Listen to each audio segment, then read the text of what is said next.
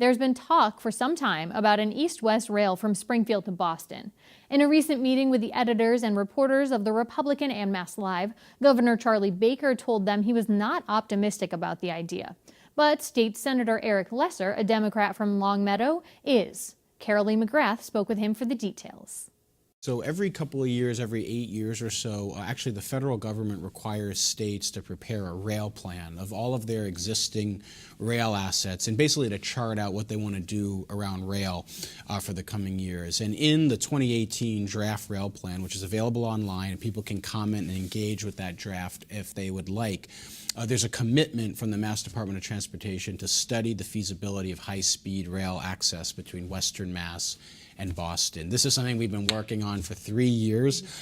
This is something that has been talked about in Western Mass for decades. We're still a long way from it actually happening, and we're actually a long way from even the study itself happening, but the fact that they've put pen to paper and have committed to doing the study is a huge jolt of energy for us, a big source of momentum, and is generating a lot of excitement. Now, why are you so passionate about this? Do you really think that this is realistic, and do we need this in Western Mass? So it's absolutely realistic. I mean, you have third world countries that are building high-speed rail lines. People build high-speed rail lines through the Alps, through mountain passes. You know, Eastern Europe has them everywhere. Japan's had them for 50 years. So it's absolutely realistic. I don't buy the argument that people say that it's not realistic. What we lack is the political will, I would say, to make it happen. And the reason why this is so important is because we know here in Western Mass that we have not kept pace with the rapid growth and the rapid economic progress we've seen all around us. Massachusetts has fallen victim in many ways to a lot of the trends we've seen nationally and even globally, which is as the economy transitioned from an industrial economy to one focused on innovation and healthcare and high-tech fields, places like Boston have zoomed forward, and places like Western Mass have struggled to keep up. That's a big trend.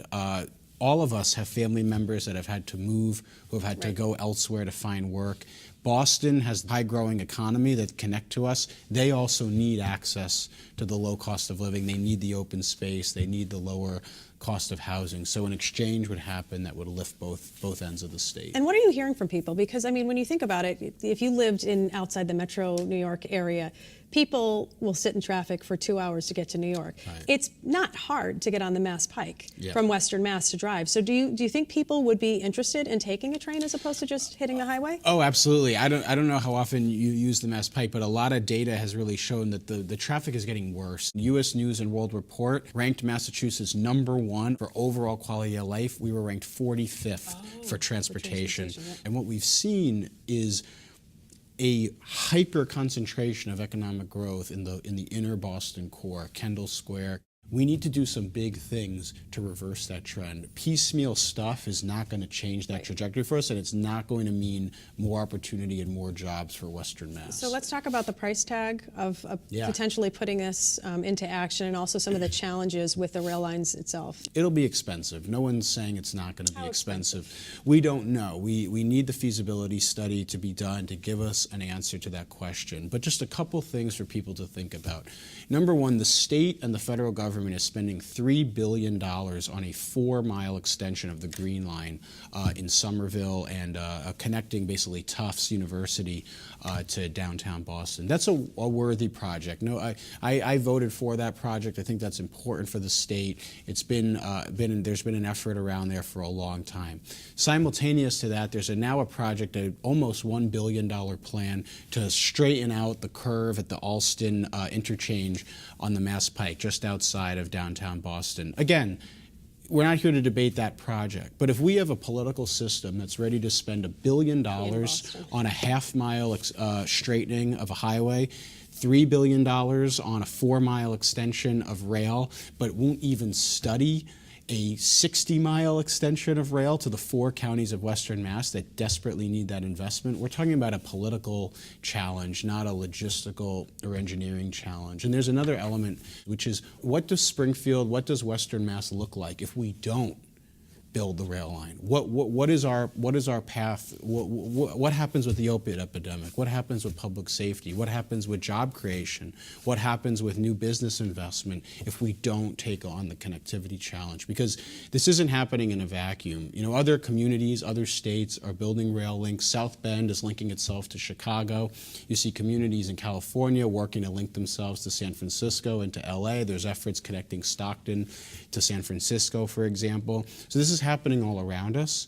And if we don't seize the future, if we don't do something big to create that connectivity, businesses, investment, jobs are going to go elsewhere to places that are. But some people might say, listen, this is just a lot of money, and people in Western Mass are doing okay, and why should taxpayers foot the bill for some who want to work in Boston? Well, I don't view it as one direction. It's first off, it's not about just going to work in Boston. It's also about people coming to work here at our universities, at Mass Mutual.